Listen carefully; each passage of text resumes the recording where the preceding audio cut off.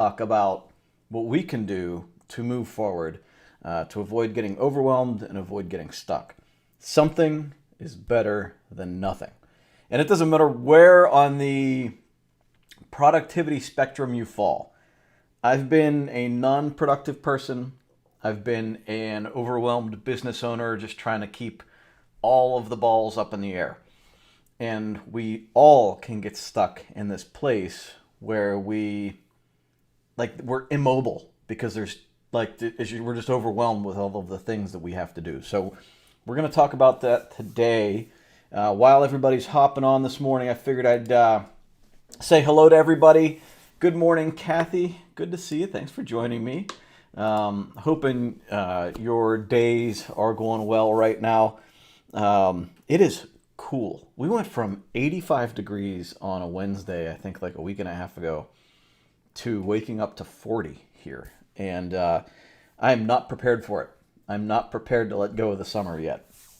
One thing it is doing is helping me be more productive because I want to spend less time outside. It's nice, it's pleasant, it's chilly. But yesterday for football, because it's going to be 65 and sunny yesterday, Steelers were playing at 1 o'clock.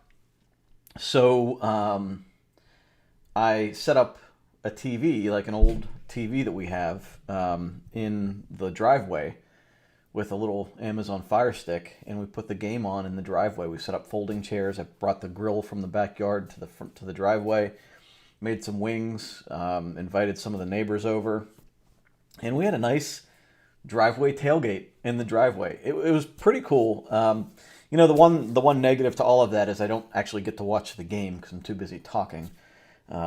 So, maybe after we settle in a little bit, if we continue to do it, I'll spend more time in my seat rather than saying hello to everybody. But for the most part, it was a nice time. It's good to get outside and socialize a little bit distantly. Have some beers in the driveway.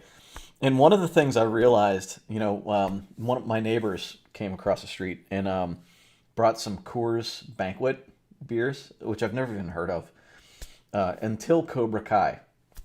And if you happen to have Netflix and you watch Cobra Kai on Netflix, the Johnny Lawrence character, it's like they just transplanted him out of 1984 and brought him into 2020 or whenever the first season was made.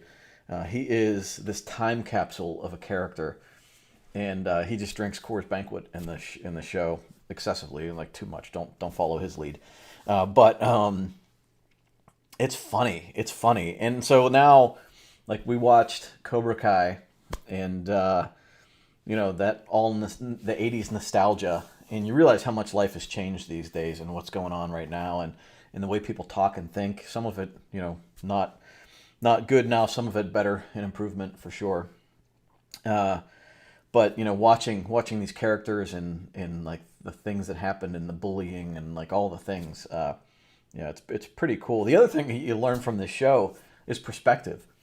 So they try to switch the perspective on like what happened in the original Karate Kid movie, and they make the Johnny character, like you empathize with him. Like Daniel came in and stole his girlfriend and was antagonizing him, and like you realize like from another person's perspective, for 30 years we thought Daniel from the Karate Kid was the good guy, but when you flip the perspective a little bit and look at it from this guy whose life was ruined in effect based on this one guy coming into his life, you maybe get a little bit of understanding, especially now. Like we have zero understanding of an opposing party or opposing side.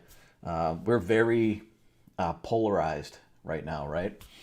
And now, with Ruth Bader Ginsburg's passing, there's one less person in a powerful position who was able to sort of reach across, right? Like they talk about her relationship with Antonin Scalia and how they were like best friends. They were on opposing point. They had opposing points of view, but they were really good friends. And now I feel like we're so far apart. It's hard to bridge that gap. Now everybody's if you think this way, you're crazy, right? If you don't think like me, then you're crazy. and we sort of have to try to understand a little bit better. And in my case, I know me trying to understand the opposing side has me switching to the opposing side a little bit. I understand a little bit too much, I think. So it has me changing my ideals over the years as I start to understand where the other side is coming from. So, I think that if we took the time to listen a little bit more, we could have some better conversations and start to heal where we are right now. But, bringing this back around full circle to where we started, the best advertising in the world could be to get your product on Netflix. You get like this cultish following of these shows like Cobra Kai, and you can get these I'm sure Coors Banquet right now is selling more than probably than they have in a long time.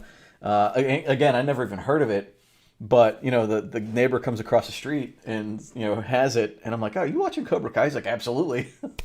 And that's just the way it goes. Like, you just get that cross promotion going on there, and it's pretty cool. Pretty cool. Good for Coors anyway. Good morning, Anna. Good morning, Angel. Kathy says, I told you I was sending the cool weather my way. Yeah, you know what? Kathy, I can never forgive you for this. I can't stand it. I can't. It's way too cool for me. So we didn't turn on the furnace. I turned it on this morning. But yesterday morning we lit a fire in the fireplace, and it was good enough until the weather warmed up. But today, the boys woke up like shivering. Like, the house was 64 degrees when we got up this morning, so we had to turn on the furnace just a little bit to goose it up a little bit.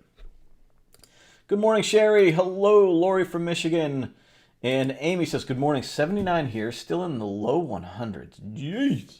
But definitely feels like fall early in the morning. Yeah, you get those big swings. I remember when I lived in Vegas 20 years ago, more than 20 years ago now. You'd had the difference between early in the morning and noon was, you see these 50-degree swings. It's amazing. Good morning, Brenda. Good to see you. Good to see you. Thanks for joining me, everybody. So what I wanted to talk about today was this concept of just moving, like just action, like taking action. Now, we don't want to take action in a bunch of different directions, right? We want to take action in alignment with, our purpose and what's most important to us, right? That, going back to the book, The One Thing, it's that one thing that we want to do. And so, I think a lot of us get caught in this place where, we look at this thing we have to accomplish, and it's so big that we can't find the time to get started. Or we just look at the entire project and feel so overwhelmed by it. And so that's why we bring with Define My Day, we try to bring it down from this big project down to chunks, weekly and daily chunks. But it's a matter of mindset. It's a matter of perspective and how we look at this thing. And I gained a lot of perspective just moving into a new house in the past couple of months because there's so much to do. No matter how much time you take to do the work, there's always more. And you have kids, and then we have remote learning, and plus we're trying to run a business, and there's just so much going on. Throw in the fact that I get injured and really can't move the way I want for a month and a half, almost 2 months. Life happens. And so these things just keep piling up on me. And sometimes we have to say, it's okay, I'm going to let it go, and I'll do what I can when I can. Other times, we just need to get moving and take care of whatever we can. And so, we're either you're just overwhelmed and paralyzed by the amount that you have to do, or you're just too busy and can't address everything that you want to address. And so what do you do in these two situations, right? So let's start with the person that's too busy.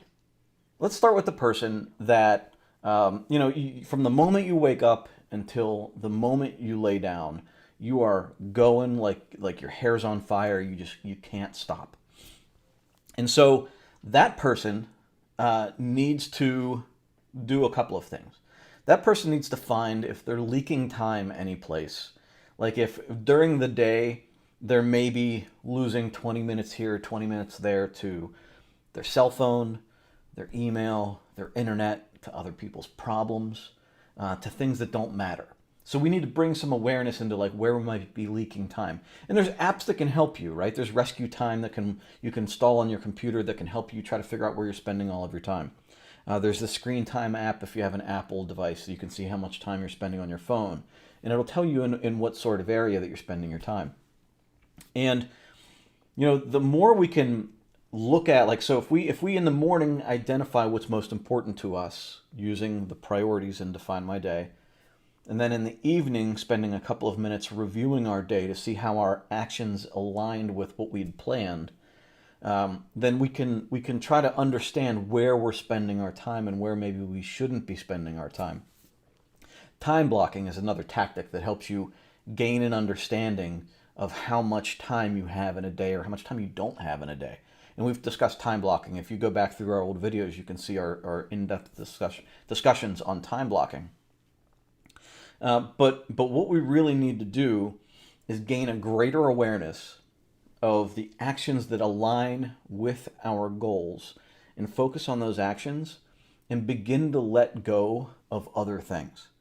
And I started doing this a couple of years ago because I was overwhelmed, right? I had read the book 10X, what the heck's it called? It's the Grant Cardone book, like the 10X book, right? Where you just you just do 10 times more than everybody else, which is a great concept if you're already focused on something that is going to lead you to this place you want to go. But if you're like me and you just try to add more work to your already busy schedule, you burn out unless you start to refine where you're putting your focus. And so that's what I did. I 10x'd everything and I got burned out. And I really went in a lot of different directions and it didn't work out well. But what it did do was teach me that I could do more. I had more time and energy than I thought I did. But when I got burned out, what I really realized I needed to do was that I needed to let things go. And one of the first things I decided to let go was yard work.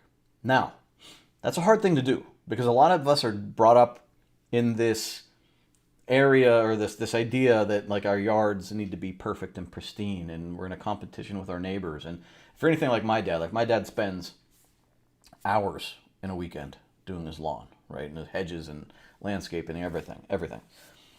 And so what I realized is that if I wanted to be able to spend time with my wife and kids on the weekend, and if I didn't want to, work my butt off 12, 14 hours a day through the week, and then also maybe have work on the weekend, but then also have housework on the weekend, yard work on the weekend, and then I was never resting. So Monday I was just starting the week already burned out, which is no good for anybody, right? And so I had to let go of things. And one of the first things I let go of was having a great looking yard. Because a lot of times, like the effort you put into it doesn't really get you the results you want. Heaven forbid, like me, I did this gigantic garden and I spent money on water and dirt and setting up all the irrigation for it, like drip hoses and everything.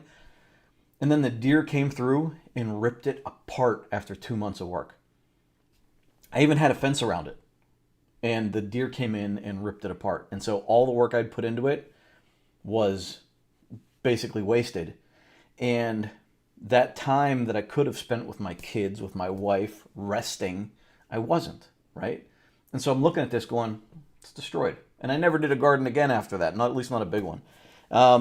But I had to change my perspective. Like, how important is a big garden to me? You know what? Not that important compared to everything else I have going on. I need to make more money. At times we were close to going broke. I needed to worry about more important things than a stupid garden. Now, gardening might be cathartic for you. That's different.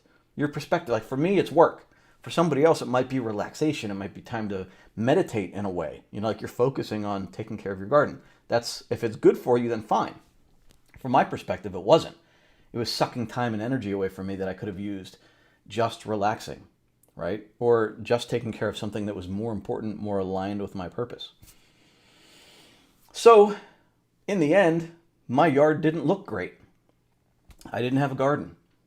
And I even heard some comments from my wife, or from my father, or maybe somebody else that felt like they could say something to me, because it wasn't beautiful. And I had to be confident in my decision enough to say, it's just not that important right now. The grass is mowed, it's not a mess, there's still grass there. It's just not gorgeous. And I am okay with that because I have these other things I need to do that weren't being addressed. Nobody cares how nice my lawn is when I can't afford to make my mortgage payment, right? Because I'm not putting enough effort into work and I can't make my mortgage payment. The bank isn't going to come to me and say, look, you haven't paid us, but the lawn looks great, so keep the house. Like, that's not going to happen, right? And so I needed to understand that while important to some people, and while I might even get negative comments from some people, it's okay because there's other things I need to work on. So that's how I freed up more time, right? That's how I got more time to work on what was really important, but also to relax and recharge, okay? And this Define My Day process can help you do that. It can help you figure out, like, look, I know all of these things I would like to do, but I really have to let go of certain things. My house can't be perfect. Or this project at work, while it might really impress my boss to do it, has nothing to do with what my review is going to be on. So I need to work on the things that I'm going to be reviewed on. And we did this with clients. Like, a client would come to us and say, hey, can you do this? And we want to please our clients. We would say, yeah, absolutely, let's do it. But then they were rating us on this one thing over here that we weren't addressing fully because we were doing these other projects that were outside of the scope of what we were supposed to do. So when it comes time for them to say, well, why are we paying you? But I could say, well, I did all this stuff. They're like, well, it doesn't matter. You didn't do this. One thing we're paying you for, right? So you got to stay focused on what's most important in your life. And then, from a business owner, even a stay-at-home parent, like, there are a million things you could do. And anytime somebody comes to me and says, I don't have time to do Define My Day because I'm so busy, I say, that's why you need to do Define My Day. That's why you need it, because you need to gain a greater understanding of all of the things that you should be doing and all of the things that you should not be doing, right? So let's go to the other end of it. Let's go to those people that you're looking around at all of the things you need to do. Like, you're overwhelmed by the amount of things you need to do. So a lot of times, to cope with that, we just don't do anything, right? We avoid. We stick our heads in our phones. We watch TV. We make excuses, right? We say to ourselves, well, this is more important. I need to do this. And that's where we gain that perspective and understanding, right? Is it really more important? I don't know. Let's talk about it, right? And so with our house here, I want a beautiful, pristine house, right? I want, anytime somebody walks in, I want them to go, wow, this place is really nice, right? I've had to let go of that because even though I want it to be great, it takes a long time to move in, unpack. Like, we still have a box in our bedroom, right, that needs to be unpacked. There's so many things above that need to get done. That's where prioritization comes in, right? But at the same time, if you take a step back and look at all of the things that need to get done, it's hard to even get started. Like, where do I start? And so that's where this concept of, like, something is better than nothing, right? So we just got to start moving. And the way I approached it, like with cleaning out our garage, because the garage is the place that gets all of the stuff that has no place, right? We shove it into the garage, and the cars get expelled because we start shoving more stuff in the garage. And so what I do is I just time block on a Saturday or a Sunday, time block 2 hours. And I don't really say, like, I'm going to finish the garage. I'm just going to work on the garage for 2 hours. And so I go out there and I just start looking around and I just start moving things into where I think it's supposed to go, right? And so anything that's out of place, I start finding places for it. And let me tell you, I wish I would have taken before and after photos. The garage is not finished. But in the 2 hours that I screwed around in the garage, it looks amazing to the eye. Now, I know there's still stuff out of place. It's not perfectly organized. But at first glance, it looks amazing. And it looks completely different than it did when I started it. And so like this something is better than nothing, right? We like if I were to look at the project of cleaning my garage and organizing my garage as a whole, it's a 15-hour project, right? You know, like we need to maybe hang some hooks. We need to do all of this stuff. We need to maybe install some shelving units, and like it can like the entire time going to the store and getting things and all of this stuff is going to take a ton of time. But all I said was 2 hours, I'm just going to do whatever is right in front of me. And I just started picking things up. And even the smallest things like a cable. Okay, garbage, or does it go in a drawer, or what, right? And just start putting things into place. And then when the 2 hours was over and I had to go inside and do something else, I did that. And that happens with exercising too, right? A lot of times we're like, I don't feel like exercising, so I'm not going to do it. And again, it's this something is better than nothing mentality. And on those days, like there's days where I'm pumped up and I want to exercise and I just want to go, right? I just want to go. I just want to burn it out. There's other days when you know, like you're like, I'm just not feeling it. I have no energy. I feel weak. I'm maybe even a little bit injured. Like something's going on, right? And if you say, look, just move. Like maybe you're not going to lift any weights. Maybe you're just going to go half speed. Maybe you're not going to run around the neighborhood. Maybe you're just going to walk. But if you just say like, I'm just going to like take it step by step and just do a little bit. And then the next thing you know, you're a half an hour into it and you went through it. You grind it out, right? You built that grit muscle. You work that muscle that helps you do things when you don't want to do things. And you've also you've taken one more step towards success. One more decision that you made that was a positive decision rather than a quitting decision or a give up decision, right? Or a procrastination decision. You know, it was that mindfulness. It was that intention. It was that vote, like James Clear says in Atomic Habits. It was that vote for the person you want to be. Not perfect. It's not perfection, but it was progress. And we built up just a little bit more in a positive way. And, you know, a lot of times when we don't make the right decision, that leads to us just blowing it up, right? So if we don't exercise one day, then we don't exercise the rest of the week. Or if we make one bad decision, and I think this came up in the willpower book, the Baumeister willpower book, is that like we make one bad decision, we eat one candy bar, and then we just destroy the rest of our day or the rest of our weekend with bad food because we're like, well, I already did this, so let me just blow it up the rest of the way. And we don't want to do that, right? We won't want to double down on our bad decisions. We want to bring it back to continuing to make good decisions. Something is better than nothing, right? So even with bad decisions, even if you made one bad decision that you regret, and no judgment, I mean, this is based on your own opinion, like what's a bad decision that you feel guilty about? That's the something better than nothing can also be applied there. So, you know, you made a bad decision. That's okay. Don't just go the whole way negative. You know, something being like, let's finish it off with something positive, right? Let's not just go double down on all the bad decisions we may have made.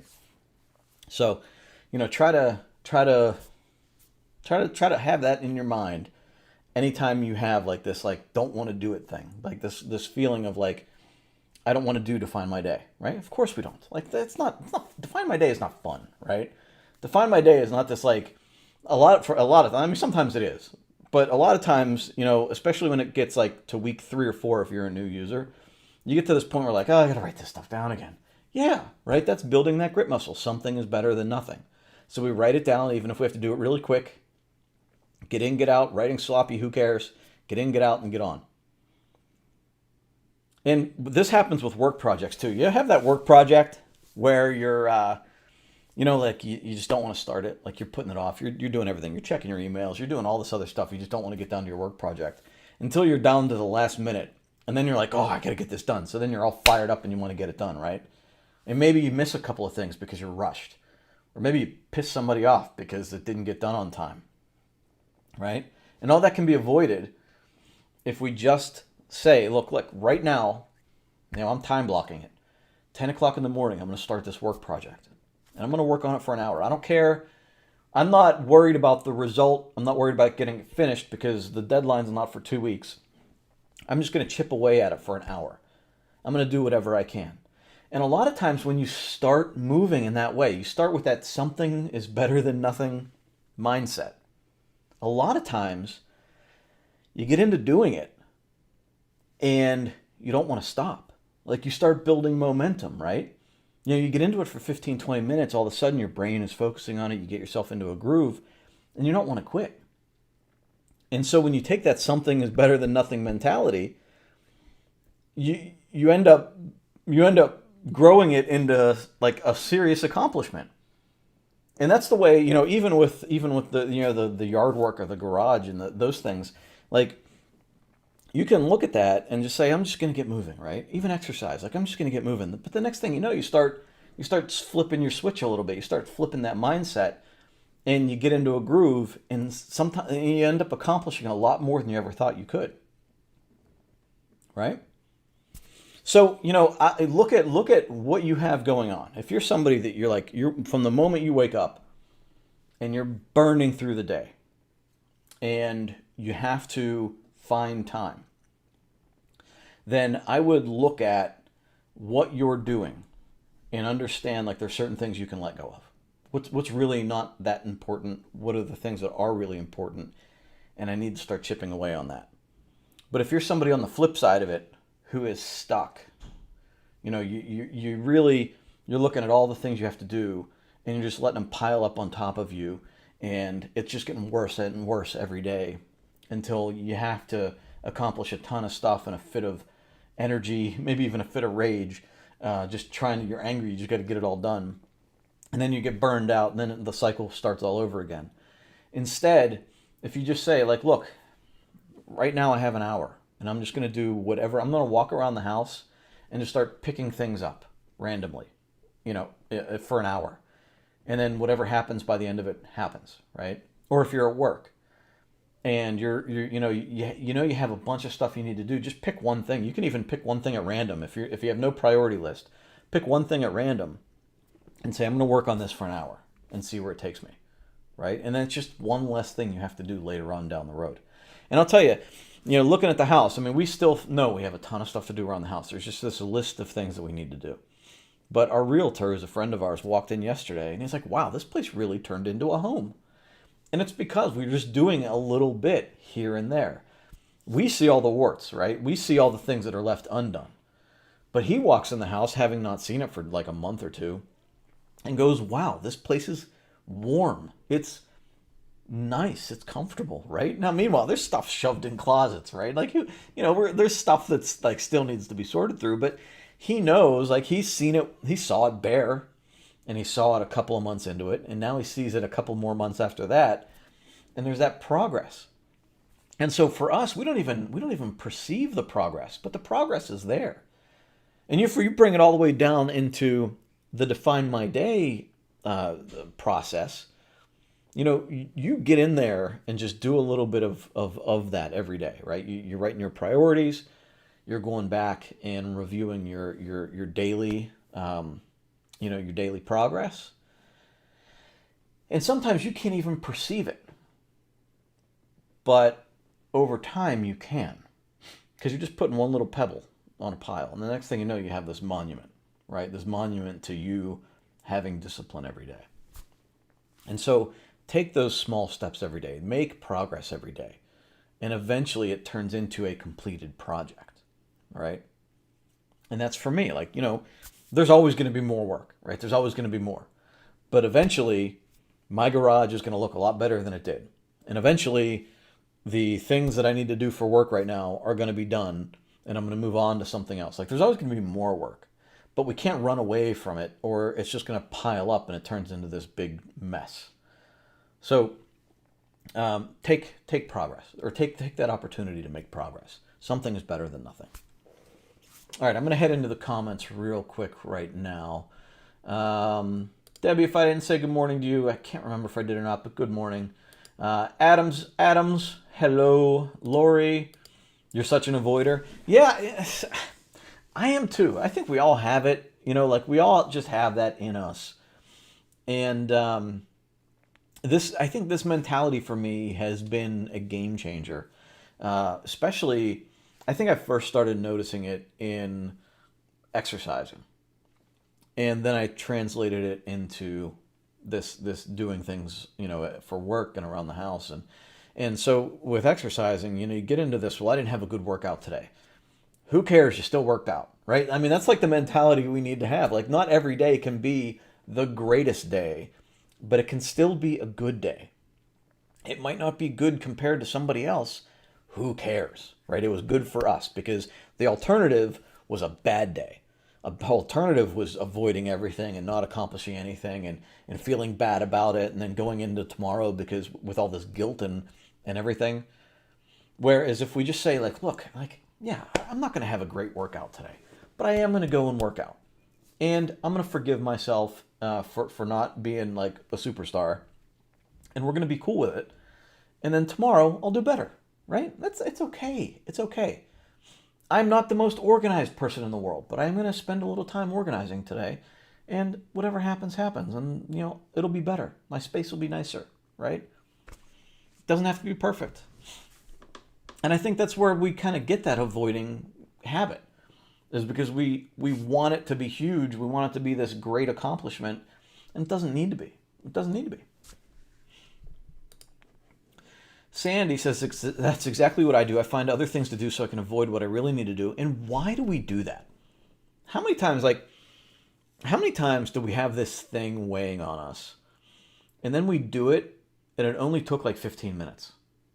But it brought us down for days or weeks, right? Because we're thinking about it. We knew we needed to get it done, but we keep avoiding it. It might even be something we want to do, but for some reason, in our minds, we have to keep avoiding it.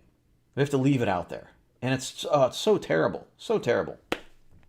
Now, one technique from the willpower book that you get from this is if you do want to put it off, you schedule it for later down the road, and then you forget about it. Because when you schedule it, your brain behaves as if like it's been accomplished. And then you have to like maybe sometimes make a conscious effort to say, okay, I'm going to let that go. But when you do that, your brain will let it go. And then you have more energy to focus on what you want to focus on.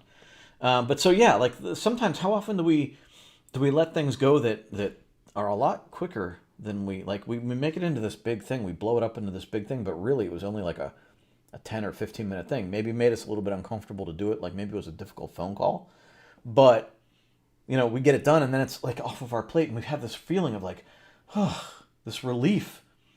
Well, why didn't I do this sooner? I don't know. Why didn't you? I've been there. I'm not judging. I've been there. And then the other thing is like sometimes it does take longer, right? Sometimes it is a big thing. Maybe it is 2 or 3 hours. But the cost of not doing it is much greater because it wears us down. We can't sleep because we're thinking about it. Or we're constantly in the back of our mind. It's wearing us out. Or if we would just accomplish it, then we'd be free to move on to something else. And how many times does that impact relationships? Because we get moody, we get cranky about it.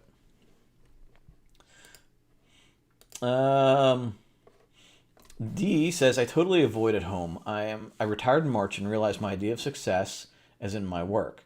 I struggle with how to adjust to my new life. And we've seen this a lot with people that retire. Is that like, you're on this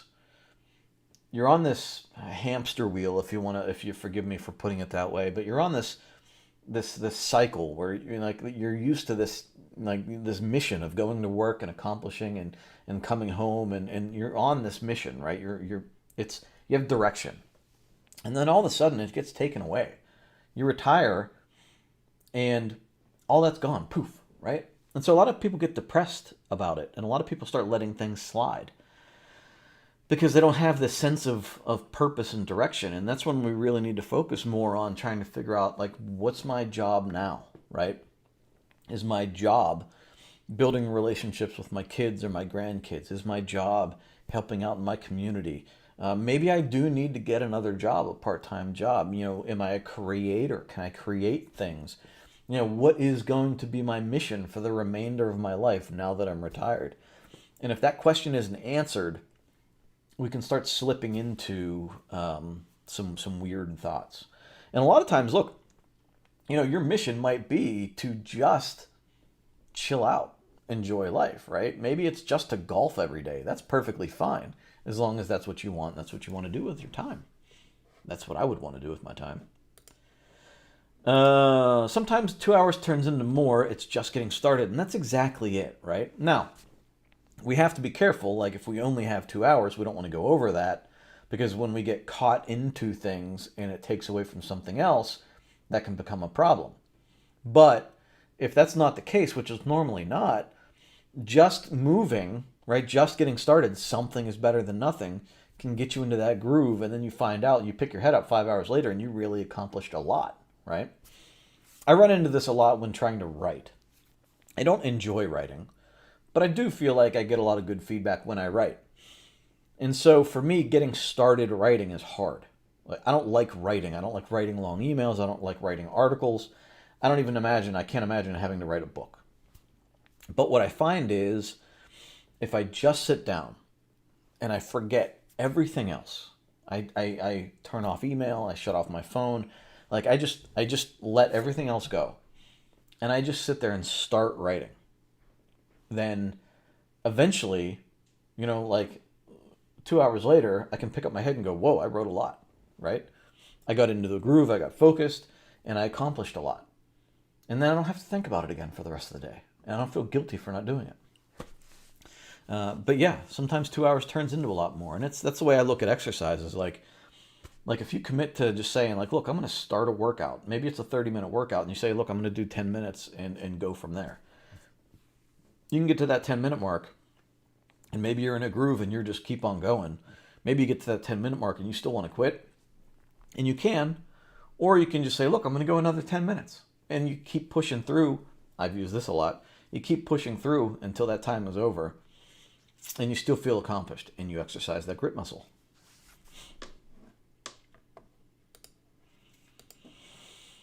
Lori says, it's like you were reading my mind this morning. I started a new Define My Day and made one of my disciplines this month to clean an area for 30 minutes a day. And yeah, I mean, that's awesome. Good for you. And you ever feel like, this ever happen? Like this has been going on with me a lot. My camera keeps focusing on my hand rather than me. If you've had this happen where, like you read something or you decide you need to make a change in your life, and then you read a book about that thing, and then you see an article about that thing, and it's that reticular something reticular, I don't know, like your brain starts picking up, like you buy a yellow car and all of a sudden you see yellow cars everywhere, something like that, right? Like it was happening around you, and then all of a sudden, because it's a focus of yours, you start seeing other things that are related to it. Yeah, and does that happen? Or sometimes I feel like it's just, the cosmos, like it's just like telling you need to be doing something, or you need to change the way you're addressing things. But good for you. I like that. 30 minutes cleaning. That's great. That's a great discipline. Especially if it's important. If it's not important to you, like if somebody else's might be completely different. You don't have to make your discipline 30 minutes of cleaning, but if you feel like your space needs more organized, that's a great discipline. Lisa, once more info on the system. It's Define My Day. You can check it out at definemyday.com. And there's all sorts of information about the book there. And we're going to be adding more as the fall goes on. Hey, awesome. Good for you. Speed cleaned her kitchen in minutes. Good for you. And so I'll tell you what, after having people over yesterday, our kitchen is a little bit of a mess today. While everything was outside, the kitchen, all the prep was done in the kitchen. And so this morning I woke up and, I had flour because I made pizza. I had flour dough all over a surface there. And that's the one thing I was like, okay, this needs to be cleaned up right now. So I just took 2 minutes to clean that up. And then, the dishes are still down there. We'll do the dishes after, a little bit. Like, we're just going to take steps. And eventually it'll be a pristine kitchen again. Moved to another state. Lisa says I moved to another state and still can't find my groove. Moving, I thought I was prepared for moving. And we didn't move to another state. We moved 15 minutes away. I thought I was prepared to move. And I still still was not like, I had no idea how much of our life would be disrupted by moving. No matter how much you prepare for it, I think it's just crazy. It's been a struggle because of COVID. I can't do the things I'd planned to do. Yeah, and that's this whole time right now has been a practice in letting go of a lot. Angel says, I feel like I never get fully unpacked. Maybe because I have not been fully unpacked since 2006. Yeah, I hear you. I hear you. And you know, for me, with us in our old house, I was never fully unpacked in that house because I knew it wasn't our permanent house. So, you know, everything from repairs to the house, improvements, you know, purchasing certain things, I never wanted to do it. So I always felt this kind of like this unfinished kind of feeling, right? Where now, you know, when you know, like, this is probably the house we're going to be in for the rest of our lives, you start looking at things differently and you start making more permanent, long-term decisions. But yeah, we're still not unpacked. And again, we have this box in our bedroom, which I look at. It's in the corner, like the far corner, so it's not a big deal. But I look at it every so often and I'm like, well, when are we going to get to that? And then I start thinking, well, I have so much other stuff to do. I'll get to it eventually. Maybe I need to shove it into a closet short term, but not hugely important. It's only the room I sleep in. Most of our lives are everywhere else, and I just have to let it go. Debbie says, I was so out of sync with my schedule, so I made myself create a master list of what I want and need to do and started over. No past due, no regrets about what I let slide. I started fresh and am doing the best to stay on track, giving myself grace while pushing myself to not be a slacker. I really like that. And that's so we do that in our business and at home, where we write down at the beginning of every end of every year, before the beginning of the next year, we write down everything we would like to accomplish, and we start sorting out into like you know, closer strategic goals, right? And turn them into tactical goals, like the stuff we want to accomplish this month or this day or whatever, this week. And we do that in life too.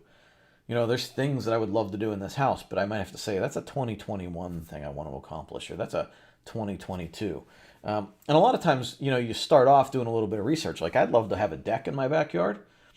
And I did like 30 minutes of research on a deck and realized like it's a $8,000 to $10,000 project. That's a 2022 thing. So anytime I look at a portion of my backyard that I don't like, I think, well, a deck would go great there.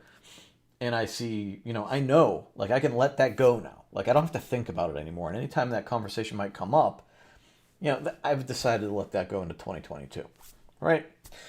You know, it doesn't have to be a big project like a deck. It can be a small project, right? Like, you can open up a closet, that junk closet you have, and you can say, like, is it time to address this junk closet? And the answer might be no. That's a November thing. That's like a, you know, when it's cold outside and snowing and there's nothing to do outside, I'm gonna clean out this junk closet. And the same goes for work. You know, like with us, there are things, big things we want to do in our business, but you know, now with COVID, some things got moved up and some things got moved back. You know, and just the way, you know, you have to understand, like, you know, we wanted to do this thing in the fall of 2020, and now we've had to just say, like, look, that's just not going to happen. You know, that we're going to readdress this in fall of 2021 and see what the economy is like and see what the world is like. And if it's good, great. And if not, then we just address it. We say, you know what, not yet, and we kick it down the road for the next time. So, but yeah, it's a great, like, create a master list of all the things you want to do and then start filtering it into priorities, and even just chunk it into a month, right? Like the closet thing for me, like we have this closet downstairs that used to be the laundry room for the previous owners.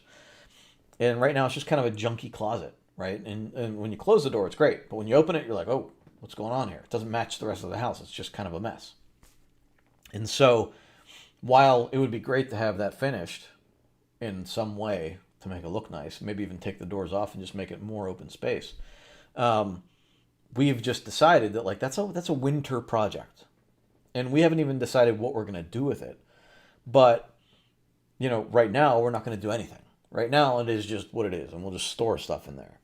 And then in the winter, we'll start looking at like, do we want to make it like a little bit more space in the room? Do we want to make it like a really nice closet? Like, what do we want to do with it?